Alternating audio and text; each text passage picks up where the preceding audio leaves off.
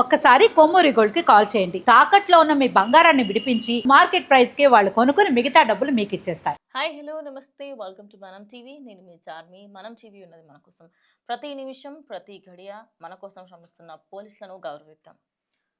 చూడ్డానికి బిచ్చగాడు, కానీ సాయంత్రం అయితే చాలు ఆయన ఓ కరోడ్పతి. ఎస్, మీరు విన్నది నిజమే.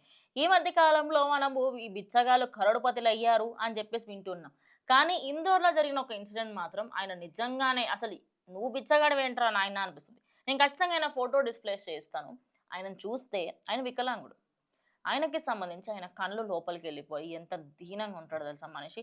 ఆ మనిషిని చూసిన వాళ్ళందరూ కూడా అబ్బాయి పాపం అని దారిన పోయే ప్రతి ఒక్కరు ఖచ్చితంగా ₹1 అన్న వేయాలని అనుకుంటారు.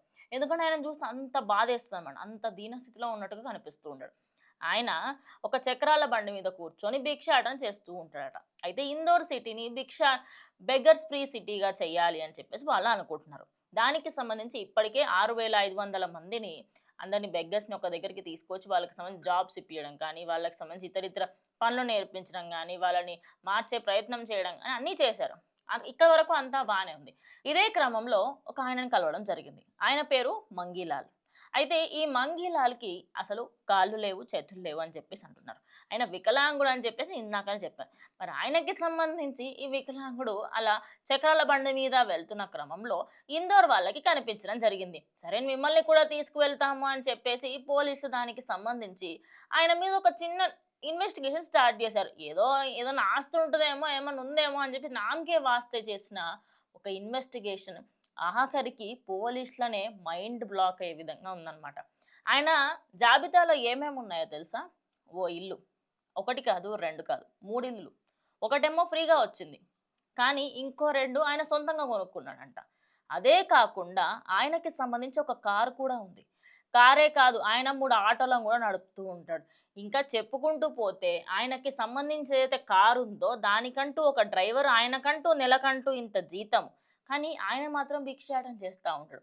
అంటే పొద్దున్న నుంచి సాయంత్రం 6 గంటల వరకు భిక్షాందేహే అని అనుకొని సాయంత్రం పూట మొత్తం విచ్చలవిడిగా ఆయన సంతోషంగా చాలా హ్యాపీగా ఆ మనీనంతా కూడా ఆయన ఖర్చు పెట్టుకుంటున్నాడు. అదే కాకుండా ఈయనకి సంబంధించి మంగీలాల్కు బంగారం వ్యాపారులు ఉంటారు కదా, వ్యాపారం చేసుకుంటారు, వాళ్ళకి ఈయన వడ్డీలు ఇస్తాడంట.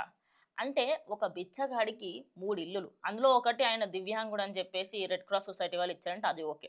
2 ఇల్లులు ఆయన సొంతంగా ఉన్నాయి, అందులో దానికి సంబంధించి రెంట్ కూడా ఇస్తున్నాడు. అక్కడ రెంట్ వస్తుంది. ఆయన ఏదైతే మార్వాడి కోట్లకి సంబంధించి లేకపోతే గోల్డ్ బిజినెస్ చేసే వాళ్ళకి ఈయన వడ్డీలు ఇచ్చి ఆ వడ్డీ నుంచి వసూలు చేసుకుంటా ఉంటాడు. ఈయన 3 ఆటోలు నడుపుకుంటున్నాడు. అదే కాకుండా ఒక డ్రైవరు, ఒక కారు. ఆయన లైఫ్ చూసిన తర్వాత మనం ఏం చేస్తున్నాము అనే ఫీలింగ్కి తీసుకొస్తున్నాడు అనమాట. ప్రజెంట్ ఆయనకి సంబంధించిన ఈ స్టోరీ ఏదైతే ఉందో సోషల్ మీడియాలో ఫుల్ వైరల్గా మారింది. ఇక ఆయన పిక్చర్స్ అన్నీ పోస్ట్ చేసి నువ్వు గ్రేట్ అయ్యా అంటూ ఇన్స్టాగ్రామ్ అదేవిధంగా కొన్ని పేజెస్లో దీని గురించి వినిపిస్తోంది.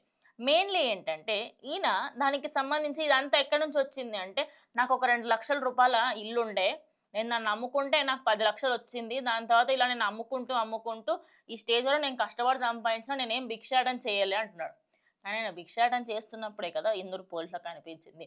సో అందులో ఏది నిజం ఏది అవాస్తవం అనేది పక్కకు పెడితే, ఇందూరులో జరిగిన ఈ ఇన్సిడెంట్కి సంబంధించి ప్రస్తుతం సోషల్ మీడియాలో ఈ వార్త అయితే ఫుల్ వైరల్గా మారింది.